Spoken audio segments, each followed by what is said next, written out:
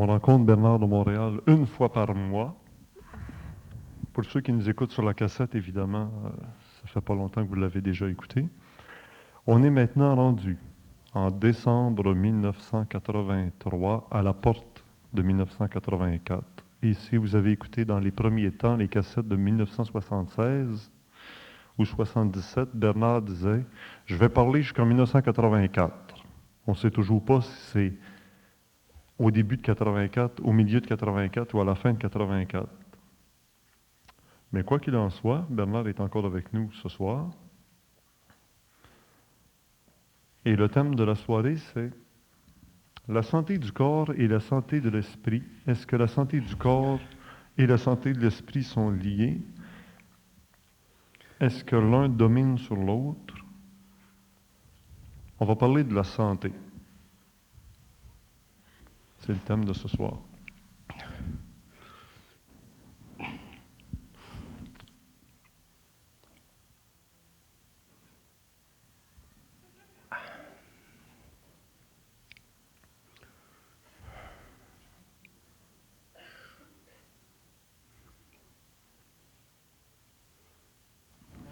Bon, alors si on parle de la santé du corps et de la santé de l'esprit, d'abord, il ne faut pas s'occuper de la santé de l'esprit. Parce que l'esprit est toujours en santé. C'est le corps mental qui est malade. C'est le corps émotionnel qui est malade. C'est jamais l'esprit. Les gens qui deviennent fous ne sont pas fous dans l'esprit. Ils sont fous dans le corps mental, ils sont fous dans le corps émotionnel. Donc, quand on parle de la santé du corps et de la santé de l'esprit, c'est une façon qui n'est pas juste de parler. L'esprit, c'est la puissance de l'homme. L'esprit, c'est le pouvoir dans l'homme. L'esprit, c'est l'énergie de l'homme. Mais l'esprit est bloqué par le mental, l'intellect de l'homme, l'émotion de l'homme. Et automatiquement, ça affecte le vital de l'homme et le physique de l'homme. Donc, si on doit, dans une nouvelle perspective, comprendre le phénomène de l'esprit chez l'homme et la relation entre l'esprit et le corps, il faut comprendre que dans le passé, l'homme n'était pas parfaitement dans son esprit. Il était partiellement dans son esprit. Donc, son esprit ne pouvait pas remplir complètement son vaisseau, c'est-à-dire ses principes humains, planétaires, qu'on appelle le mental inférieur, l'émotionnel, le vital et le physique. Et à cause de cette séparation entre l'esprit et l'homme est malade. Dans la nouvelle évolution, l'esprit de l'homme sera rendu à ses principes, c'est-à-dire que ces principes, le mental, l'émotionnel, le vital et le physique, seront remplis par cette énergie. Et à ce moment-là, il y aura un réajustement entre ces principes et cette énergie-là, et l'homme perdra la maladie, s'éloignera de la maladie. Il sera soutenu par son esprit, c'est-à-dire que son esprit sera suffisamment puissant pour empêcher, contrarier et neutraliser les forces planétaires, karmiques de l'âme qui influent sur la partie planétaire de l'homme et qui le rend malade. Donc, c'est très important dans la nouvelle conception de l'homme de ne pas mélanger l'esprit avec le corps. L'esprit, il est toujours sain. C'est le corps mental qui ne l'est pas. Donc, ce corps mental n'étant pas totalement développé, parfaitement harmonisé à cause de l'émotion qui l'affecte, l'esprit ne peut pas entrer. Ceux qui parlent des mauvais esprits, ceux qui parlent des esprits damnés, ceux qui parlent des esprits des ténèbres au lieu des esprits de la lumière, est-ce qu'il n'y a pas des êtres humains qui sont incarnés sur la Terre dans le but d'anéantir l'humanité par leur esprit qui est mauvais, qui est malin au départ? C'est-à-dire qu'il y a des êtres humains sur la Terre qui sont incarnés sur la Terre et qui sont des systèmes de réception à ces esprits. Ce n'est jamais, j'ai toujours dit que l'être humain est foncièrement bon. C'est que son intelligence est colorée, son intelligence est contaminée, son intelligence est affectée par, surtout s'il est sensible, par des intelligences qui sont sur des plans parallèles et qui peuvent syntoniser avec lui, donc affecter son mental, affecter son émotion. Donc, changer son comportement. Prenons le cas que tout le monde connaît, Hitler. Hitler, c'était un grand sensible, c'était un grand réceptif, c'était un grand médium. Et il a été affecté astralement par ces intelligences-là. Et c'est la qualité de sa réceptivité qui a fait de lui l'homme qu'il fut. Donc, lorsque l'homme vient dans la matière, selon la mémoire, vous savez que la mémoire, c'est très important. Hein? Quand on parle de la mémoire, on parle de l'âme. Quand l'homme vient dans la matière, il vient toujours dans la matière avec le support de la mémoire de l'âme. C'est à partir de la mémoire de l'âme que sont construits ces principes inférieurs pour le rôle karmique qu'il a joué sur la Terre. Donc, ce n'est pas l'esprit de l'homme qui est le problème, c'est l'âme. Jusqu'où l'âme peut affecter le comportement humain. Si l'âme est très développée, il y a possibilité éventuellement pour l'homme de devenir un être lumineux, c'est-à-dire de devenir un être qui est rempli de son esprit. Il y a une différence entre l'esprit et l'âme. Et cette différence-là n'a jamais été suffisamment expliquée. L'âme, c'est de la mémoire. L'esprit, que moi aujourd'hui j'appelle le double pour le temps présent, c'est une énergie qui se construit et qui se développe chez l'homme au fur et à mesure que l'âme est transmutée, permettant éventuellement qu'il y ait une liaison parfaite entre cette énergie-là, qui fait partie de l'essence de l'homme, et les énergies qui font partie des différents paliers de l'évolution qu'on appelle les forces de la lumière.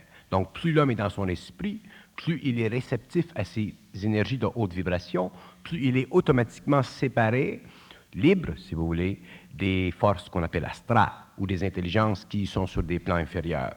Donc, ce que l'homme a besoin au cours de l'évolution, c'est de prendre conscience de son esprit, et il prend conscience de son esprit au fur et à mesure que l'énergie de l'âme, l'énergie de la mémoire de l'âme est transmutée en énergie pure pour la formation d'un corps, d'un double ou qui devient éventuellement un corps ciel.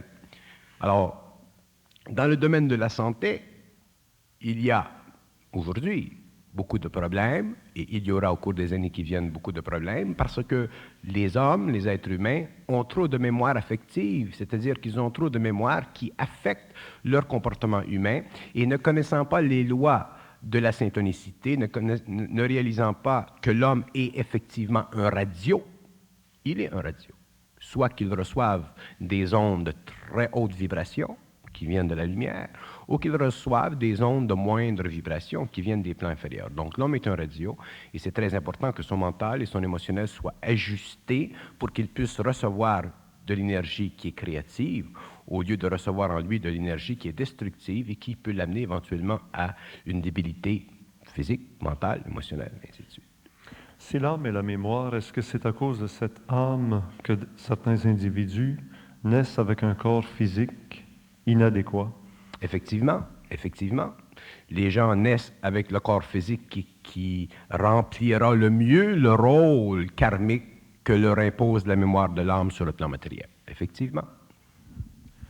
D'où vient cette fameuse notion de la réincarnation? La notion de la réincarnation vient de l'Orient. Elle est aussi une notion intuitive qui fait partie des concepts indiens. La notion de la réincarnation, c'est une notion qui est intéressante. Elle a du bon sens, mais elle n'est pas absolue. Elle n'est pas absolue. Parler de réincarnation, c'est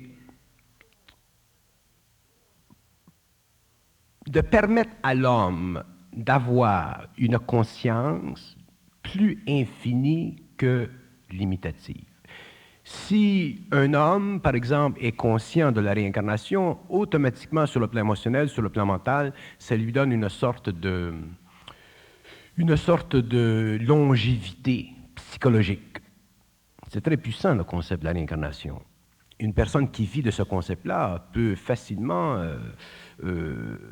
alléger sa vie, parce qu'il n'a pas l'impression que s'il meurt, c'est final, ou que s'il meurt, il s'en va sur des plans qui sont totalement séparés de sa condition psychologique, de son entendement psychologique. Donc, c'est comme s'il a l'impression qu'il a le pouvoir de se reprendre, de refaire sa vie. Et pour des gens qui sont spirituels, le concept de réincarnation est bon parce que ça leur donne l'appui psychologique nécessaire pour prendre conscience de leur faiblesse dans la vie, de leur comportement humain négatif, et les corriger, ainsi de suite. Mais si nous regardons le phénomène de la réincarnation du point de vue cosmique, si nous étudions la validité de ce concept-là du point de vue cosmique, la réincarnation n'existe pas. Elle existe sur le plan planétaire, mais elle n'existe pas sur le plan cosmique. J'explique. Quand on parle de réincarnation, il faut toujours considérer l'homme comme étant un être en initiation planétaire, c'est-à-dire un être qui doit éventuellement, au cours des siècles, corriger les abus de sa conscience animale. Mais si nous regardons l'homme du point de vue cosmique, nous réalisons une chose, c'est que dans l'homme, il y a ce qu'on appelle de l'esprit. Je ne parle pas de l'âme, là. Il y a une grande différence entre l'âme et l'esprit. Il y a dans l'homme de l'esprit. Et l'esprit dans l'homme n'est pas totalement développé, parce que l'esprit dans l'homme, pour être totalement développé, il doit être utilisé l'énergie de l'âme. C'est comme si dans l'homme, il y a une partie de l'esprit qui sert à la formation de l'âme, et il y a une partie de l'esprit qui est éternelle. Et avec l'évolution, la partie qui a servi à la formation de l'âme au cours des expériences, des personnalités, éventuellement doit être transvidée dans ce qu'on appelle l'esprit. D'ailleurs, un jour, je donnerai un autre concept pour mieux définir ce qu'on appelle l'esprit, lorsqu'on avancera un petit peu plus dans la conscience ou dans la science de l'intelligence et de l'énergie. Donc, un jour, il faut que l'énergie de l'âme soit transformée pour devenir ce qu'on appelle de l'esprit, c'est-à-dire une énergie qui se greffe à la partie essentielle de l'homme. Mais quelle est la partie essentielle de l'homme? La partie essentielle de l'homme est ce que certaines écoles ont appelé les ajusteurs de pensée. Mais il y a une condition à ceci. Si nous disons que la partie essentielle de l'homme, c'est l'ajusteur de pensée, qui est la source de la pensée, qui est le manipulateur de l'énergie de la pensée, on enlève à l'homme la capacité essentielle de la survie autonome de son éternité. Et on ne peut pas faire ça. Mais d'un autre côté, l'homme ne peut pas sortir de sa condition planétaire ou de son ignorance planétaire tant qu'il n'a pas vécu la transmutation de l'âme qui lui donne de plus en plus d'esprit pour que lui, éventuellement, puisse arracher à ces êtres qui sont dans la lumière, qu'on appelle les ajusteurs de pensée, le pouvoir de l'intelligence et de la volonté pour que cette énergie descende sur le plan matériel et qu'elle fasse partie de la nouvelle évolution, de la nouvelle race et qu'elle donne sur la Terre ce qu'on appelle une race supramentale ou une race supraconsciente. Donc, il y a dans l'homme une divisibilité qui est essentiellement reliée à son incapacité ancienne de retrouver contact avec sa source et aussi une divisibilité qui ressort du fait qu'il n'a pas la volonté et l'intelligence pour attirer sur la Terre, autrement dit, faire pénétrer dans son être à lui cette énergie de volonté et d'intelligence qui fait partie de l'activité éternelle et cosmique qu'on appelle celle de l'ajusteur de pensée. Donc, avec le temps, avec les nouvelles évolutions, l'homme prendra contrôle de cette énergie-là et il y aura ce qu'on appelle fusion. Fusion veut dire quoi? Fusion veut dire intégration de ce qui est éternel avec ce qui est matériel pour créer le cosmique. Ça, c'est la nouvelle évolution. Donc, si nous parlons d'esprit, si nous parlons du corps malade, si nous parlons de l'esprit malade, qui n'est pas juste, parce que l'esprit, ce n'est jamais malade, c'est le comportement latitudinal chez l'homme qui devient malade. Si nous parlons d'esprit, c'est la transmutation de ce qui est de la mémoire de l'âme, qui devient éventuellement un double, qui devient éventuellement un cormoron-ciel, c'est ça l'esprit de l'homme. Et lorsque cet esprit est totalement formé, c'est-à-dire que lorsque l'homme a la capacité, en tant qu'être, de réunir à la fois les principes planétaires et les principes cosmiques, à ce moment-là, il a une conscience qui n'est plus divisée, c'est-à-dire qu'il a la conscience parfaite de son immortalité, c'est-à-dire qu'il a une continuité de conscience. Et cette continuité de conscience devient la nouvelle conscience de l'humanité. Pourquoi parler alors d'une époque d'involution si on s'en va toujours vers la fusion, plus près de la fusion, donc on devrait parler d'une... Nous parlons d'involution parce qu'il est bon de faire reconnaître à l'homme qu'il y a une division dans les étapes de la conscientisation de l'humanité, qu'il y a une division dans les rapports entre l'homme et la conscience planétaire et l'homme et les consciences extraplanétaires, qu'il y a une division très près de l'homme aujourd'hui, qu'il y a une division absolue dans l'homme demain, et que cette division établit chez l'homme inconscient, l'homme planétaire, une réalisation que ce qu'il était auparavant, ce n'existe plus, que ce qu'il est maintenant et que ce qu'il deviendra demain est sa nouvelle réalité. Donc, cette division de l'involution et de l'évolution est simplement une division catégorique, une division métaphysique, si vous voulez, mais elle est bonne dans le sens qu'elle permet à l'homme qui a commencé à se conscientiser, c'est-à-dire qu'il a commencé à prendre conscience de ses énergies, de réaliser que le passé, faisant partie de la mémoire, à tous les niveaux de son expérience, ne peut plus influer sur le comportement mental et émotionnel de cet être-là, donc il y a déjà en lui transmutation de l'âme. Pourquoi parle-t-on des êtres qui sont des êtres descendants et des êtres ascendants? Les êtres ascendants sur l'échelle de l'évolution sont des êtres qui vivent d'expérience et qui sont encore au stage de la concrétisation dans leur expérience de tout ce qui est de mieux ou de pire dans la mémoire de l'humanité. Les êtres descendants sont des êtres qui déjà ne font plus partie de l'humanité. Ce sont des êtres qui ne vivent plus d'expérience. Ce sont des êtres qui n'ont plus de mémoire subjective. Ce sont des êtres qui ont une mémoire universelle et ce sont des êtres qui viennent sur une planète pour donner à l'humanité une impulsion ou une pulsion afin de permettre que l'homme qui est d'une ancienne époque appartienne à une nouvelle époque.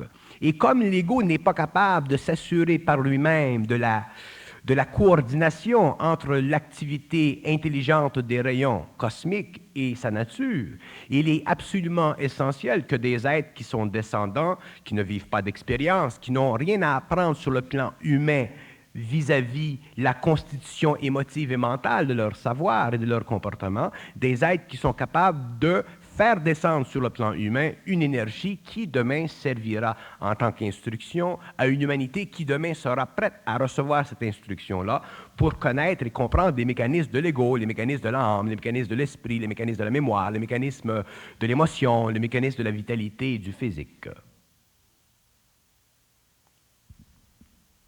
Quel est le mariage à faire entre ces êtres d'involution et ces êtres d'évolution? Le mariage, il est déjà fait. Le mariage, il est fait sur les autres plans parce que les êtres qui font partie des échelles de descente, les êtres qui descendent vers les planètes, sont déjà des êtres qui ont étudié les hommes. Parce que les hommes, une âme, ce qu'on appelle une âme ou une mémoire planétaire, est toujours étudiée après la mort. Il y a une partie de cette énergie-là qui est utilisée sur les plans de lumière pour voir s'il y a des fractures, s'il y a des déformations, s'il y a un recul ou s'il y a un avancement. Il y a des archives, il y a des scientifiques qui s'occupent d'étudier l'âme comme nous étudions la matière. Et lorsque les âmes sont suffisamment évoluées, ces âmes sont utilisées pour certaines activités. Si elles sont moins évoluées, elles sont maintenues non pas en retard, mais elles sont retardées d'exploiter certaines activités, et ainsi de suite. Alors, il y a déjà un lien. C'est pour ça que les êtres qui sont descendants et qui viennent sur une planète sont des êtres qui connaissent les âmes, qui comprennent les âmes, qui connaissent les mécanismes occultes de l'homme, qui ont le pouvoir de reconnaître l'homme, parce que justement, ils ne font pas partie de l'homme, c'est-à-dire qu'ils ont une conscience qui est suffisamment greffée à leur point d'origine pour leur donner accès à toutes les conventions de l'expérience de l'âme qui a été enregistrée dans les archives de leur monde.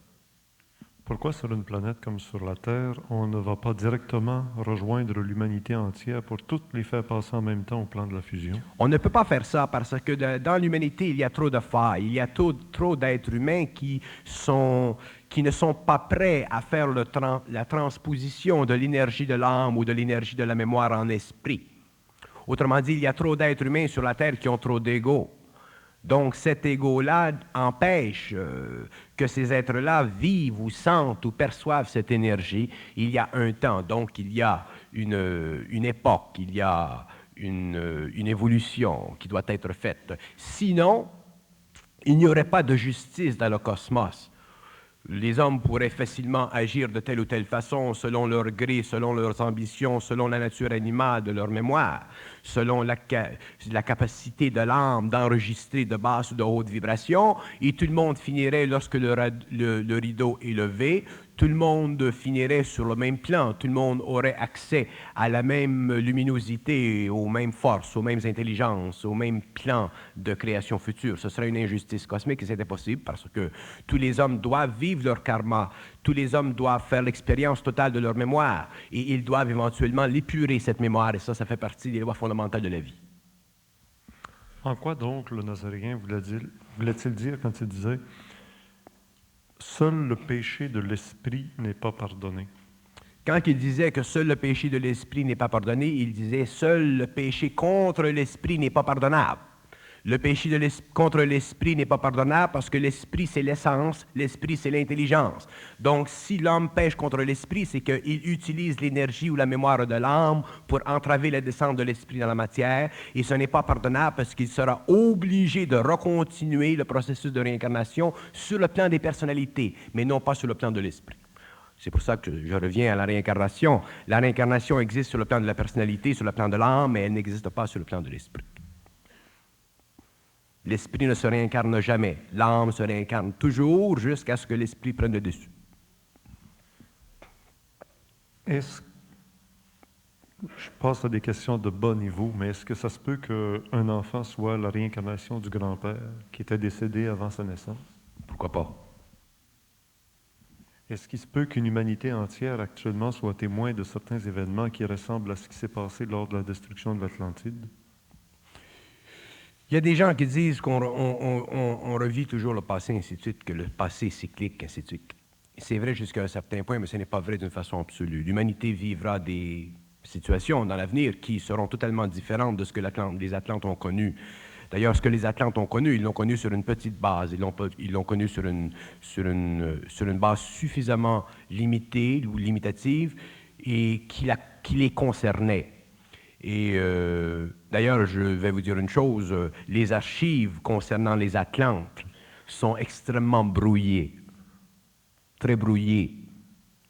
Et quand je dis brouillé, je veux dire qu'il y a des secrets occultes concernant la destruction de l'Atlantide, concernant l'inversion des pôles, concernant la division des corps physiques, concernant les grandes emprises des pouvoirs occultes contre ceux qui faisaient partie des forces créatives.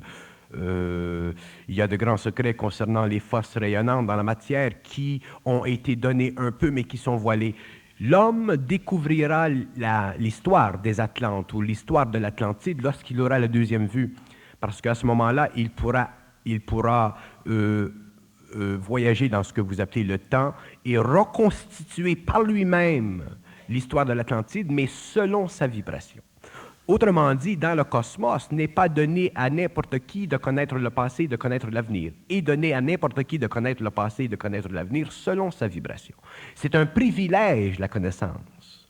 C'est un privilège d'ascension, et c'est un privilège d'évolution, et c'est un privilège qui résulte de la perfection de la vision des corps subtils. Plus les corps subtils ont la capacité de voir, de ne pas être troublés par les ombrages sur ces plans-là, plus la connaissance est grande, plus elle est profonde et plus elle sert à l'évolution. Donc c'est un privilège. Ce n'est pas une capacité psychologique, ce n'est pas une capacité spirituelle. Et la preuve, si vous regardez les êtres qui ont fait des études occultes ou ésotériques sur les Atlantes, ou sur les anciennes dynasties, vous verrez qu'il y a toujours des aspects de leurs travaux qui ne concordent pas, qui souvent sont totalement en opposition. Et ils sont en opposition parce que un être a telle vision, un autre être a telle vision, et un autre être a telle vision. L'homme ne pourra jamais parfaitement comprendre le passé et les secrets de l'humanité, les mystères de l'humanité, à partir du plan astral. Il aura accès un peu à ceci pour ésotériser sa pensée, pour le mettre en contact avec les mémoires, mais non pas pour lui permettre de voir exactement où se situe dans le passé le temps dans la mémoire et où se situe dans le présent cette mémoire dans le cosmos. Parce qu'un homme qui a accès à la mémoire d'une humanité ou à la mémoire d'une planète dans une instantanéité, dans une archive quelconque sur les plans de la lumière, est un homme extrêmement puissant. C'est un homme qui instantanément est imbu de toute l'expérience d'une planète. C'est absolument extraordinaire comme phénomène. Donc, les êtres qui peuvent aller et rejoindre les archives qui sont de nature purement atomique, qui ne sont pas contaminés aucunement par la conscience astrale sont très rares.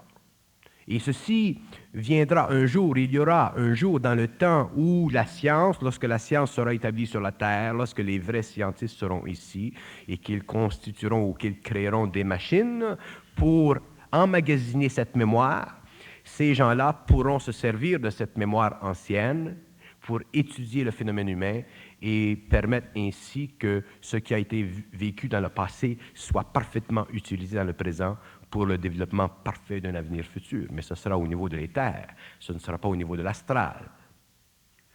Y a-t-il pas déjà des êtres sur la Terre qui font partie, disons, d'une complicité du silence et de gouvernements central ésotériques ou occultes? Il y a des êtres sur la Terre qui aiment se donner l'idée qu'ils font partie d'une complicité de silence, parce que les êtres sur la Terre, surtout ceux qui sont ésotériques ou occultes, aiment se donner des rôles messianiques, des rôles spirituels, des rôles de conversion, des rôles hypnotiques, des rôles de puissance. L'homme est extrêmement orgueilleux. L'homme, c'est un être qui aime dominer, et ainsi de suite. Mais ça fait partie de leurs activités occultes, ésotériques. Il y en a qui se prennent plus ou moins au sérieux, il y en a qui le font avec de bonnes intentions, et ainsi de suite. Mais tout ceci fait partie de l'expérience ésotérique de l'humanité. Lorsque la fin du cycle sera à notre porte et que l'homme sera confronté avec des intelligences qui viennent d'autres mondes, à ce moment-là, ces petites sociétés secrètes-là seront démolies pour faire partie d'une plus grande société secrète, mais qui sera sous le contrôle de l'évolution de certains êtres qui ont une régence sur la Terre, qui ont une amplitude d'évolution sur la Terre, qui ont une conscience parfaite de la Terre, qui ont une conscience parfaite de l'homme et qui ne sont pas impliqués égoïquement à sauver l'humanité ou à se donner un certain pouvoir quelconque. C'était de ces êtres-là dont je voulais faire allusion et qui seraient déjà installés ici sur la Terre. Si vous parlez de ces êtres-là, oui, il y a effectivement sur la Terre l'activité de ces êtres-là sur différents plans. Ces êtres-là agissent tant sur le plan matériel que sur le plan éthérique. Et lorsque la constitution totale sera établie de ces êtres-là, c'est-à-dire que lorsqu'il y aura une fusion finale de ces êtres-là, à ce moment-là, il y aura sur la Terre le pouvoir. En revenant au thème de la soirée, la santé, ces êtres-là savent que la société d'aujourd'hui est malade sur tous ces plans, sauf au niveau de l'esprit, puisque l'esprit ne peut pas être malade. Mais pourquoi retiennent-ils certaines informations qui aideraient l'humanité à se guérir? L'humanité doit vivre son expérience, l'humanité doit vivre son karma. Tout le monde voudrait que l'humanité soit aidée comme ça. Ça ne se fait pas comme ça. Les hommes seront testés. Les hommes doivent être testés parce que qu'est-ce qui se passe quand l'homme est testé? Quand il vit une initiation, il transmute sa mémoire. Ceux qui sont capables de transmuter la mémoire deviennent automatiquement centriques, forts, et sont de plus en plus dans leur esprit. Et ce sont ces êtres-là qui éventuellement peuvent supporter le contact avec cette énergie. Donc il faut que les hommes soient testés. Sinon, si c'était l'opposé, mais vous auriez une nouvelle hiérarchie de religion sur la Terre. Ça retarderait l'évolution de l'homme, parce que la puissance de ces êtres-là est tellement grande que les hommes feraient de ces êtres-là des dieux. Et dans le nouveau cycle, les dieux seront totalement détruits. Donc l'homme aura le pouvoir sur la nature, et ainsi de suite. Donc ces êtres-là ne peuvent pas faire ça. Dans le passé, ils l'ont fait et ils ont été obligés de corriger leurs erreurs. On ne peut pas entraver à l'évolution d'une planète. On ne peut pas faire descendre sur une planète des êtres qui ont une vibration et les mélanger avec des êtres qui ont une autre vibration. Parce que les hommes sont ignorants. Ignorant veut dire quoi? Ignorant veut dire ignorant. Donc, incapable de supporter l'énergie de cette lumière. Donc, obligé de la colorer, de la manipuler égoïquement, de lui donner une coloration. Les gens qui sont malades sur le plan physique, est-ce que c'est parce qu'ils sont aussi ignorants des lois matérielles, biologiques, physiques? Non, les gens qui sont malades sur le plan physique, tous les hommes sont ignorants des lois de l'esprit. Mais il y a des gens qui ont des corps suffisamment sains qui deviennent malades plus tard. Ceux qui sont malades avant le temps, ou trop souvent, c'est parce qu'ils ont des débalancements sur le plan émotionnel, sur le plan astral, sur le plan mental. C'est toujours un débalancement. La maladie, c'est psychosomatique à un très, très haut niveau, à moins qu'on vous donne un coup de marteau sur un genou. Alors, quelles sont ces lois de l'esprit dont vous venez de nous parler? Ces lois de l'esprit? Ces lois de l'esprit. Les lois de l'esprit. Quelles sont les lois de l'esprit? Quelles lois de l'esprit? Il y en a beaucoup de lois de l'esprit. Moi, ça ne me dit rien, les lois de l'esprit. Les lois de l'esprit, pour que ça me dise quelque chose, il faut que ça m'intéresse, il faut que je m'y intéresse. Donnez-moi un point où je peux me rattacher. Tantôt, c'est parce que j'écoutais une conférence de Bernard au début du mois de décembre 1983, puis il a dit ça en passant, c'est parce qu'ils ne sont pas adaptés ou ils ne sont pas en harmonie avec les lois de l'esprit. Alors là, j'en ai profité pour lui demander, mais c'est quoi les lois de l'esprit? C'est difficile de parler des lois de l'esprit parce que l'esprit, c'est de l'énergie. Donc, les lois de l'esprit, ce ne sont pas des lois psychologiques. Donc, automatiquement, n'étant pas des lois psychologiques et étant des lois d'énergie, automatiquement, elles sont anti-psychologiques. L'esprit est anti-psychologique. C'est pour ça que je dis souvent l'esprit, dans un sens, est anti-égo. Non pas qu'il est anti-égo, mais il est anti-égo. Anti-égo dans le sens négatif de l'ego. Donc, s'il y a dans l'ego de l'émotion qui fait interférence avec le mental, il y a automatiquement une infraction aux lois de l'esprit. S'il y a de l'intellect qui fait interférence avec l'émotion, il y a automatiquement une infraction contre les lois de l'esprit. S'il y a de la crainte dans l'homme, il y a une infraction contre les lois de l'esprit. S'il y a de l'humanité planétaire dans l'homme, il y a infraction contre les lois de l'esprit. Autrement dit, l'infraction contre les lois de l'esprit sur la Terre, elle est particulièrement généralisée chez tous les hommes parce que tous les hommes ont un certain niveau d'inconscience. Autrement dit, mesurez l'inconscience de la Terre et vous verrez jusqu'où sont enfreintes les lois de l'esprit. Et si j'allais jusqu'à dire, elles sont enfreintes parce que l'humain, l'homme, a un corps physique. Non, ce n'est pas le corps physique de l'homme qui est son problème, c'est son corps mental et son corps émotionnel. Le corps physique de l'homme, ce n'est pas un problème à l'esprit. D'ailleurs, l'esprit veut intégrer avec le corps physique de l'homme. D'ailleurs, c'est un des grands plans de l'esprit d'intégrer avec le corps de l'homme pour que se manifeste sur la terre l'invisibilité, l'immortalité, ainsi de suite, le transport d'un plan à un autre, l'ascension d'un plan matériel à ce que vous appelez les ovnis, le passage d'un homme dans un corridor de lumière, la diffraction du cérébral de l'homme, la réintégration parfaite du corps matériel dans un autre espace. Donc, ça fait partie des lois de l'esprit. Mais ce qui empêche ceci, c'est justement que l'homme fait interférence aux lois de l'esprit. L'antigravité, ça fait partie des lois de l'esprit.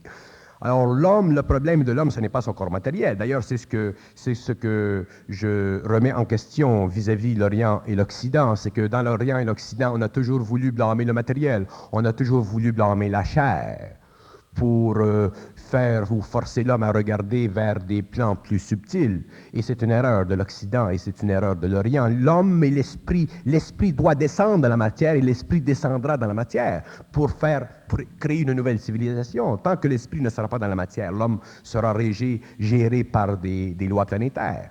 Donc, la conception philosophique, spirituelle, ecclésiastique, religieuse de l'Orient et de l'Occident, surtout de l'Occident, a empêché l'homme de réaliser que son corps matériel est un réceptacle qui doit être un jour ultimement habité par l'esprit. Mais pourquoi les églises ont fait ceci? Parce que ça faisait leur affaire. Laisser au gouvernement, laisser à César ce qui est à César et à Dieu ce qui est à Dieu. Mais ils n'ont jamais réalisé que César et Dieu font partie de la même famille. Ils n'ont jamais réalisé que l'invisible et le matériel fait partie d'un tout. Ils n'ont jamais réalisé que le corps matériel de l'homme, c'est de l'esprit condensé. Ce n'est pas de la merde un corps matériel. C'est une très grande création. Donc, il faut qu'il y ait intégration entre ces principes et ce qui bloque, c'est tout ce qui est l'attitude de l'homme, tout ce qui converse avec l'ancienneté et la mémoire de l'humanité, qu'on appelle le mental et l'émotion.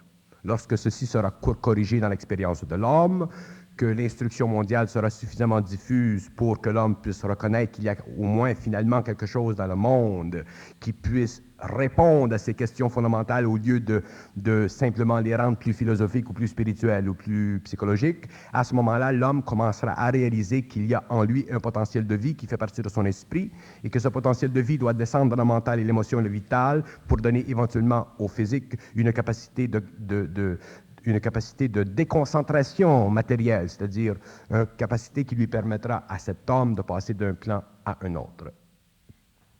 À vous entendre parler, Bernard de Montréal, les religions, principalement la religion catholique ou chrétienne, c'est d'essayer de sauver son âme. Et vous avez l'air de dire ça, c'est... Non, c'est pas ça que je dis. C'est jamais ce que je dis que je dis. Je dis que pendant l'évolution, les religions ont eu un rôle important. L'homme était animal, l'homme était inconscient, l'homme était très astral. L'homme aujourd'hui, il est encore astral, mais il est plus mental, l'homme est plus évolué aujourd'hui. Mais dans ce temps-là, l'homme avait besoin de directives. Donc, les religions, les systèmes philosophiques, occultes, ésotériques ont servi pour donner une orientation à l'homme parce que l'homme avait une conscience grégaire, il avait une conscience sociale, il avait une conscience qui était conditionnée par l'histoire, par la mémoire de l'humanité. L'homme n'avait pas de conscience personnelle. L'homme n'avait pas de conscience ultimement personnelle. L'homme ne pouvait pas penser pour lui-même. L'homme ne pouvait pas par lui-même connaître les mystères. Il ne pouvait pas par lui-même déchiffrer ce qui est occulte. Mais l'homme qui vient a cette capacité de déchiffrer ce qui est occulte, de comprendre par lui-même, d'être son propre tribunal. Tribunal universel, mais son propre tribunal. Donc, automatiquement, ces systèmes étaient essentiels.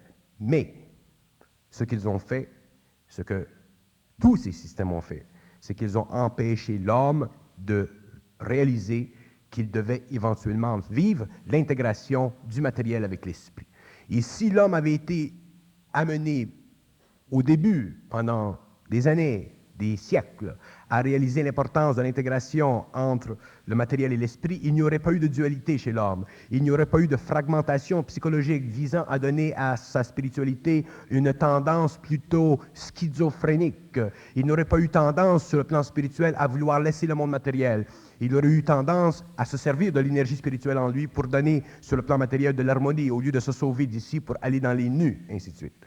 Donc, le ciel, c'est l'astral. Le ciel, ce n'est pas le paradis terrestre. Le ciel, ça vaut rien. C'est le paradis terrestre que l'homme ira un jour, et ça, c'est l'éther. Ce qu'on parle dans les anciens livres, c'est le paradis terrestre. On ne parle pas de ciel. Le ciel, c'est pour les ignorants. Le paradis terrestre, ça fait partie de l'évolution future de l'homme. C'est le domaine où l'homme scientifique de demain ira. L'homme qui aura une conscience parfaite, l'homme qui sera totalement en dehors de la conscience planétaire, donc qui n'aura plus en lui d'ignorance et qui ne sera plus assujetti aux lois de l'âme, qui aura transmuté complètement les lois de l'âme pour faire descendre en lui l'énergie de l'esprit, pour pouvoir se servir de cette énergie pour transmuter la matière. Le Nazaréen est-il allé au paradis terrestre ou est monté au ciel? Le Nazaréen, il était dans les terres, le Nazaréen. Il s'est dématérialisé, le Nazaréen. Vous avez déjà trouvé son corps, ses ossements, quelque part? Le Nazaréen s'est dématérialisé. Comme quelques grands êtres descendants se sont dématérialisés. C'est une insulte d'aller au ciel pour un homme conscient. L'homme va à l'éther, l'homme va sur les autres plans, l'homme retourne à sa planète d'origine, l'homme retourne à sa science d'origine, l'homme retourne à sa connaissance, à sa mémoire cosmique. C'est ça l'homme de demain. Le Nazaréen était simplement un prototype, il représentait ce que l'homme de demain doit être. Il ne représentait pas le grand prêtre charismatique de la spiritualité occidentale, comme les religions ont voulu le faire. Le Nazaréen, c'était un être à part, c'était un être descendant qui n'avait rien à apprendre de l'humanité. Il ne vivait pas d'expérience, il était dans une conscience totale. Donc, il avait la capacité éventuelle de transmuter son corps matériel, c'est ce qu'il a fait avec ses amis. C'est bien beau pour le Nazaréen ou pour peut-être Bernard de Montréal, mais pour les autres, il faut qu'ils vivent des expériences. Ben oui, vous vivez des expériences. Je vous explique les êtres qui sont descendants qui ne vivent pas d'expérience. Il ne s'agit pas pour les hommes de ne pas vivre d'expérience. Les hommes ne peuvent pas ne pas vivre d'expérience. Ils sont obligés de vivre d'expérience jusqu'à ce qu'ils ne vivent plus d'expérience. C'est ça la conscience. Alors que ça prenne 1000 ans, 500 ans, 2500 années, il doit venir le temps où l'homme ne vivra plus d'expérience. Qu'est-ce que ça veut dire ne pas vivre d'expérience? Ça veut dire ne plus se faire chier planétairement. Autrement dit, être dans son intelligence créative, voir, comprendre le jeu entre l'esprit et l'âme, connaître les lois de l'intelligence, connaître les lois de la volonté, savoir qu'est-ce que c'est la volonté, savoir qu'est-ce que c'est l'intelligence. Ce n'est pas l'intellect, l'intelligence. Il y a une grande marge entre l'intellect et l'intelligence. Moi, je connais beaucoup de gens qui ont des doctorats. Ce ne sont pas des gens qui sont dans leur intelligence. Ce sont des gens qui ont de la mémoire. C'est pas pareil. Mais si la matière devait être subtilisée totalement par un fléau nucléaire, est-ce que ça ne serait pas la belle occasion pour permettre à l'humanité consciente de passer au plan de l'éther et aux autres d'être éliminés? Recommencez ce que vous... Bon. Si un jour la matière de la planète devait être subtilisée par un conflit nucléaire, est-ce que ce ne serait pas la belle occasion pour permettre à ceux qui sont conscients de passer au plan de l'éther et aux autres d'être anéantis de façon à peut-être se réincarner sur un autre plan, sur une autre planète ou un autre niveau planétaire ailleurs? Moi, je comprends ce que vous voulez dire, mais je ne peux pas parler de ça. Je ne peux pas parler de ça. Il y a deux possibilités sur le plan de la dématérialisation. Je vais vous en donner deux. Bon, je n'aime pas faire de prophétie. Une possibilité, c'est conflagration nucléaire dans le monde. Conflagration nucléaire dans le monde, il y a une partie de la population qui sévit, il y a une autre partie de la population qui est protégée, il y a une autre partie de la population qui est inévitablement mise en contact avec des forces pour subtiliser leur corps matériel. Ça, c'est un aspect que la plupart des gens reconnaissent, possible. L'autre aspect, c'est que il y a conflit nucléaire dans le monde, mais que cet événement-là ne vienne pas dans ce temps-là. Que l'événement vienne beaucoup plus loin vers les années 2050, 2060, 2065, où lorsque les forces du centre de la Terre auront suffisamment... Bon, je vais vous donner un framework, un cadre pour expliquer ma pensée. Lorsque l'homme comprendra ce que j'appelle les mystères, c'est-à-dire lorsque l'homme comprendra ce qui ne se comprend pas intellectuellement, lorsqu'il aura la vision pour voir dans les terres, lorsqu'il aura la vision pour voir les intelligences qui travaillent sur les plans subtils, il réalisera que la Terre est habitée. Donc, la Terre est habitée par des intelligences qui sont primitives, qui sont de forme animale, qui ne sont pas parfaites sur le plan du développement du corps physique comme l'homme. Ce sont des intelligences qui n'ont pas un corps aussi dense que le nôtre. Ce sont des intelligences qui, pour se former, pour densifier leur corps, se servent de nos émotions et de notre mental. Ces êtres-là ont une fonction cosmique sur la Terre, c'est celle de maintenir en équilibre les forces telluriques. C'est-à-dire que ce sont ces êtres-là qui maintiennent en équilibre le pôle, les croûtes qui se promènent sur la Terre, ce qu'on appelle les continents, ainsi de suite, les activités volcaniques, les tremblements de terre. Eux contrôlent ceci. Mais il se produit quelque chose, c'est que présentement, ils sont dans une sorte d'affolement. Ils sont dans une sorte d'affolement parce qu'ils savent que l'homme commence lentement, dans les années, dans les générations qui viennent, à sortir et à partir de sa planète. L'homme va partir, ils savent que l'homme va partir de sa planète et qu'il va voyager à travers le système solaire et qu'il va voyager en dehors du système solaire. Et comme ils se nourrissent de l'émotion et du mental de l'homme pour se densifier un corps matériel, ils sont affolés parce qu'ils ne veulent pas que l'homme parte. Ils ne veulent pas que l'homme devienne antigravitaire. Ils ne veulent pas que l'homme aille trop loin dans sa science. Autrement dit, ils feront tout pour empêcher que l'homme laisse sa planète Terre. Et c'est lorsque l'homme sera suffisamment évolué sur le plan de la science, matérialiste, et lorsque l'homme sera suffisamment en contact avec d'autres intelligences et qu'ils sentiront que l'homme est prêt à se subtiliser de la force de gravité terrestre, qu'ils concentreront toutes les forces tellurique de la Terre dans son centre. Et à partir de ce moment-là, lorsque ceci sera fait, l'axe de la Terre chavirera. Là, à ce moment-là, ce sera la destruction totale de la planète. Donc, cette deuxième étape est encore plus dangereuse pour l'humanité que l'étape purement nucléaire. Mais cette étape, si et lorsqu'elle se passera, et il est là le point que je veux faire à ceux qui ont une pensée un peu occulte, lorsque cette étape sera venue, il y aura des hommes sur la Terre, aujourd'hui, qui seront capables d'aller dans les terres, dans les plans, dans les terres de ces êtres-là, communiquer avec ces êtres-là. Ils auront la force mentale et émotionnelle et la création mentale suffisamment développée pour pouvoir les voir, et ne pas être comment je dirais, affaiblis par eux ou affectés par eux. Et ces êtres-là, ces hommes, retireront de ces êtres-là leur pouvoir. Ils utiliseront leur pouvoir et ce sont ces hommes-là qui pourront maintenir l'équilibre des forces telluriques de la Terre comme ont pu le faire les Atlantes pendant un certain temps et comme n'ont pas pu le faire les Atlantes après un autre temps. Donc, demain, quand je dis demain, je dis dans les prochaines générations, c'est l'homme qui aura accès à l'éther, qui pourra entrer en contact avec ces intelligences-là et utiliser leurs énergies, travailler avec ces forces, qu'elles soient positives ou négatives, qui aura la fonction de restabiliser les plans matériaux, éthériques, telluriques de sa planète. Donc, ça va loin. C'est pour ça que je dis, je ne peux pas faire de prophétie, c'est contre mon mandat, je ne peux pas faire de prophétie, mais je peux dire que le conflit nucléaire possible sur la Terre n'est pas le plus grand danger de l'humanité Le plus grand danger de l'humanité, c'est l'autre conflit, qui est un conflit entre ces êtres au centre de la Terre et le fait qu'ils savent que l'homme s'en va, devient antigravitaire éventuellement, il s'en va vers d'autres planètes. Il est là le grand conflit. Donc, il y a deux conflits.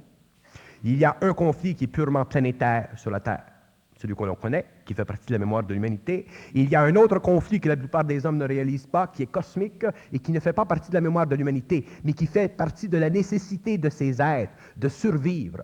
Toutes les races, qu'elles soient visibles, matérielles, solides ou invisibles, ont le besoin de survivre. Et ces êtres-là ont le besoin de survivre. Et même si ce sont des êtres qui sont primitifs, même si ce sont des êtres qui ont inévitablement une fonction négative sur le comportement de l'homme, ce sont des êtres pour lesquels j'ai une très grande sympathie parce que ce sont des êtres qui n'ont pas été privilégiés comme l'homme l'a été. Autrement dit, ce sont des êtres qui ne sont pas dotés d'ajusteurs de pensée, ce sont des êtres qui sont obligés de se nourrir de la pensée de l'homme, de l'émotion de l'homme, pour eux se créer ce que nous appelons, nous, un ego. Se pourrait-il qu'ils se manifestent sous forme soucoupe volante, extraterrestre, alors qu'ils ne le sont pas en réalité? Ils se manifestent sous toutes sortes de formes. Ils se manifesteront sous des formes animales. Ils se manifesteront sous la forme de yeti. Ils se manifesteront sous la forme d'ovni. Ils se manifesteront sur toutes sortes de formes pour créer de la confusion. Et le deuxième conflit dont vous nous parlez, je ne voudrais pas vous insulter en utilisant le terme de la Bible, serait-ce ça la fameuse guerre de l'Armageddon?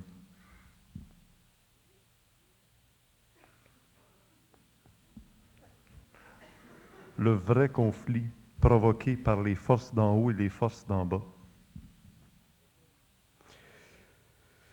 Le conflit de l'Armageddon, c'est le conflit entre l'homme et les forces du centre de la Terre. Le conflit d'Armageddon, ce n'est pas le conflit que nous vivrons à la fin du cycle. Ce n'est pas un conflit politique. C'est un conflit cosmique. Et heureusement qu'il y a des hommes sur la Terre dans différents pays qui, à ce moment-là, dans ces années-là, seront prêts à passer d'un plan à un autre, et ce sont ces hommes-là qui pourront rétablir l'équilibre. Pour bien faire la confusion, se pourrait-il que ces êtres-là provoquent le conflit de la Troisième Guerre mondiale au moment où l'homme pourrait être impliqué dans un conflit d'Armageddon? Je vais vous dire plus que ça. Je vais vous dire que le conflit, s'il y avait conflit nucléaire, je peux vous dire qu'il y aura des intelligences qui seront prêtes à venir sur la Terre à ce moment-là pour donner à l'impression que ce sont les intelligences qui viennent sauver l'humanité, alors que ces intelligences font partie des grandes influences plutoniennes de la planète Terre. Autrement dit, quand je dis que l'homme sera testé, je sais ce que je veux dire. Je veux dire que l'homme sera testé. Et tester, pour moi, veut dire tester. Ça veut dire amener au-delà de la limite psychologique de l'ego, de se faire influencer par quelque intelligence que ce soit. Donc, seuls les hommes sur la Terre qui seront dans un état de fusion suffisamment avancé, dont l'écran astral, la conscience astrale sera suffisamment diluée, pourront voir à travers ce jeu. Parce que le phénomène OVNI, il vient en deux sections. Il vient dans la section thermonucléaire ou nucléaire à la fin du cycle. Il vient dans une autre section qui est purement cataclysmique, qui dévaste tout, qui permet à un certain nombre d'individus de se subtiliser à ce conflit pour demeurer dans les espaces éthériques au-dessus de la Terre pendant un certain temps, jusqu'à ce que tout reprenne son équilibre et qu'ensuite ces êtres reviennent sur la Terre avec les pouvoirs qui seront totalement morontiels. Et à ce moment-là, vous aurez sur la Terre une nouvelle race qui donnera naissance à des sous-races. Mais vous aurez sur la Terre une race nouvelle qui sera imprimée de lumière, qui sera lumière. Il n'y aura plus sur la Terre d'inconscience. Il n'y aura plus sur la Terre de mal. Il n'y aura plus sur la Terre d'inconscience. Il n'y aura plus sur la Terre de pouvoir de l'astral sur l'homme. Ce sera fini. Donc il y a deux. Et je sais que la plupart de l'humanité, 99,9% de l'humanité, se fera prendre dans le premier aspect. Parce que le premier aspect sera suffisamment pénible pour l'homme pour que lui pense que ces êtres-là sont là pour l'aider. Lorsque, en fait, ces êtres-là seront là simplement pour créer une distraction. Et ce sont des êtres qui ne font pas partie de l'humanité, ce sont des êtres qui ne font pas partie de l'évolution, et ce sont des êtres qui sont extrêmement puissants, donc extrêmement dangereux, parce qu'ils ne peuvent pas être reconnus par l'homme conscient. Ils sont reconnaissables par l'homme inconscient, mais l'homme conscient ne peut pas les voir. Il ne peut pas les voir. Sa protection, la protection de l'homme qui a une conscience, autrement dit l'homme de demain, est tellement grande qu'il n'y a pas d'astralité en lui pour lui permettre de voir ces êtres. Il est protégé par le fait qu'il ne voit pas. Mais les hommes conscients, eux, verront, et ce sera là qu'ils se feront prendre.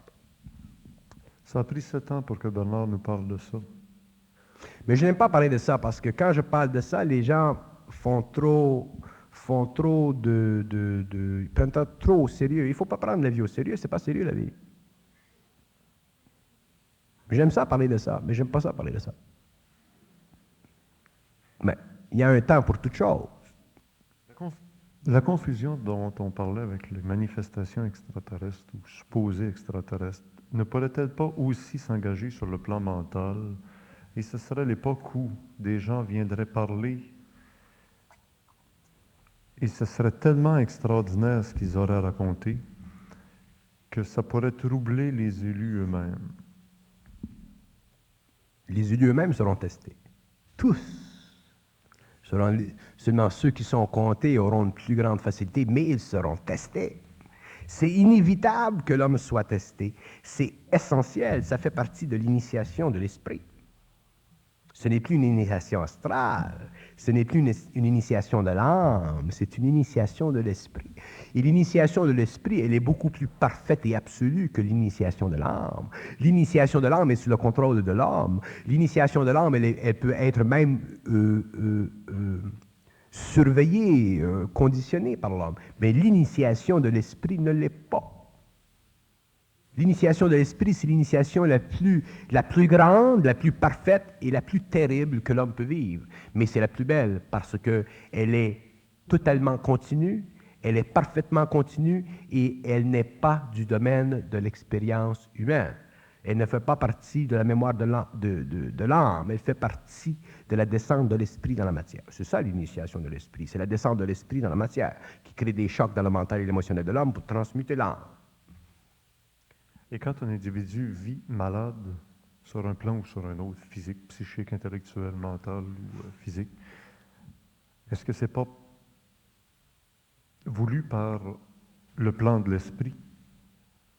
Non, un individu qui vit malade, il est malade parce que ses corps sont débalancés, ils sont débalancés parce qu'il a vécu une certaine sorte de vie, ils sont débalancés parce qu'il a une certaine mémoire, ils sont débalancés parce que son mental est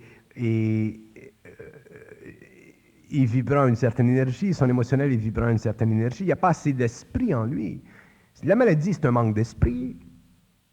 C'est simplement un manque d'esprit. Alors, celui qui naît infirme, c'est un manque d'esprit. Celui qui naît infime, c'est effectivement, il y a un manque d'esprit, mais il y a du karma, il y a la mémoire de l'âme, il y a l'expérience. Peut-être qu'il naît infime et qu'un jour, s'il a suffisamment d'esprit, il fera sauter son infirmité. Ça fait partie de son expérience. Et ceux qui veulent se guérir de certaines maladies ou de certains malaises ou de certains maux, pourquoi ne retournent pas par l'esprit, ils seront guéris? Ta foi t'a guéri, comme disait le... Mais oui, mais tous les hommes veulent se guérir. Il n'y a pas un homme qui ne veut pas se guérir. Il n'y a pas un homme masochiste à ce point-là. Mais les hommes qui veulent se guérir ne comprennent pas les lois de l'âme, ne comprennent pas les lois de leur mémoire, ne réalisent pas pourquoi ils sont malades, ne réalisent pas jusqu'à quel point l'esprit est loin de leur corps. Il y a des empêchements à la descente de cet esprit. Tout fait partie du domaine de cette énergie. Il faut qu'elle descende, cette énergie. Si elle descend, cette énergie-là, elle soulève l'homme, elle le tient, elle le maintient en santé sur le plan physique, vital, émotionnel et mental. Ce que Bernard nous dit depuis maintenant 7 ans, est-ce que c'est pas justement un test? Un test? De quoi? Bernard nous a toujours dit, depuis les débuts, ne me croyez pas. Ah ben oui, ne me croyez pas, ça veut pas dire que ce que je vous dis, ce sont des sottises. Ne me croyez pas, ça veut dire ne vous attachez pas à ce que je dis, ne vous attachez pas à la forme, soyez indépendant dans votre propre esprit, soyez dans votre propre intelligence. Si les hommes sont dans leur intelligence, ils reconnaîtront les hommes qui sont dans leur intelligence. Si les hommes croient si les hommes croient, des hommes comme moi qui ont une très grande facilité de parole à ce moment-là, ils développent des relations, des attitudes. Ces hommes, ils perdent leur individualité. Et l'homme sait. Vous savez des choses, vous savez des choses. Bon, les choses que vous savez font partie de vous, vous les échangez avec moi, je les échange avec vous, mais vous n'avez pas à me croire, vous ne vous êtes jamais senti obligé de me croire. Bon, ben, ce qui est bon pour vous, c'est bon pour tout le monde. Les hommes n'ont pas à me croire. L'homme ne doit pas croire. C'est dangereux de croire. Ça fait partie de l'évolution. C'est de l'influence. On peut écouter, on peut voir si quelqu'un dit quelque chose qui a du bon sens, et ainsi de suite, si c'est intelligent. On peut attendre des années pour comprendre ce qu'une personne dit. Mais il ne faut pas croire. C'est terrible, c'est dangereux. C'est le début de l'ignorance, croire. C'est le début de l'ignorance, croire. Vous avez vu le petit film, là, Les petits animaux dans la jungle de Kipling, Rudyard Kipling, avec le serpent et le petit bonhomme qui se fait envoûter, là. Il dit, regarde-moi, regarde-moi, écoute-moi, écoute-moi, crois-moi, je vais te foutre l'esprit en l'air. Hein? C'est ça. On ne faut pas croire. Mais les hommes ont la capacité d'échanger. Il y a de l'intelligence dans l'homme. C'est dangereux, quoi. Ah, c'est terrible. Merci, Bernard.